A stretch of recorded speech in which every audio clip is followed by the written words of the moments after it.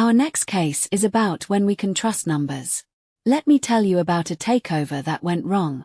Caparo Industries began quietly buying shares in a company. The financial accounts looked strong.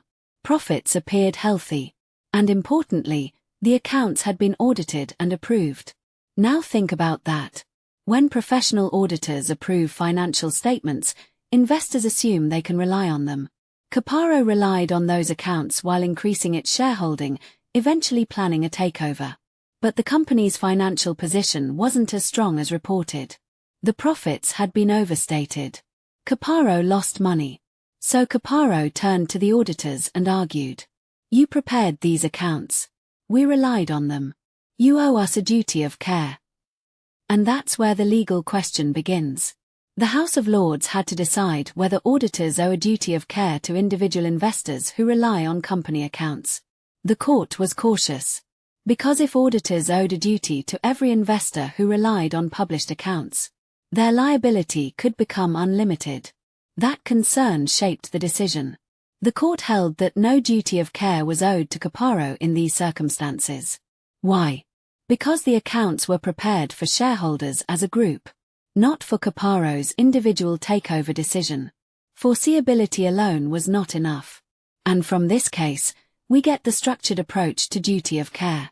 Let me explain further. For a duty of care to exist, 3 elements must be satisfied.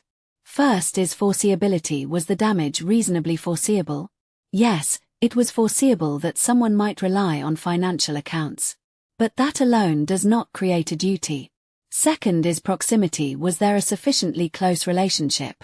Here, the auditors prepared accounts for the company generally, not specifically for Caparo's takeover decision.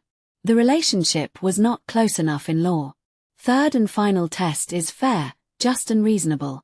Should liability be imposed?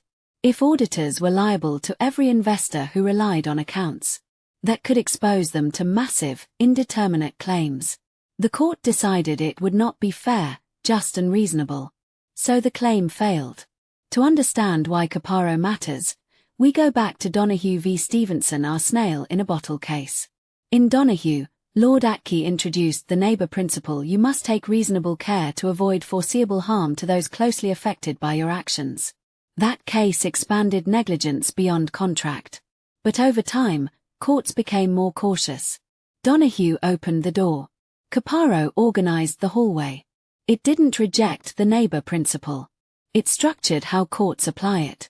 So we've seen how Donoghue introduced the neighbor principle, and how Caparo structured duty of care into 3 stages. But here's the deeper question. What happens when harm is foreseeable in a general sense, yet the claimant is not directly involved? That's where Borhill v. Young comes in. Watch out for our next case. Thank you for watching.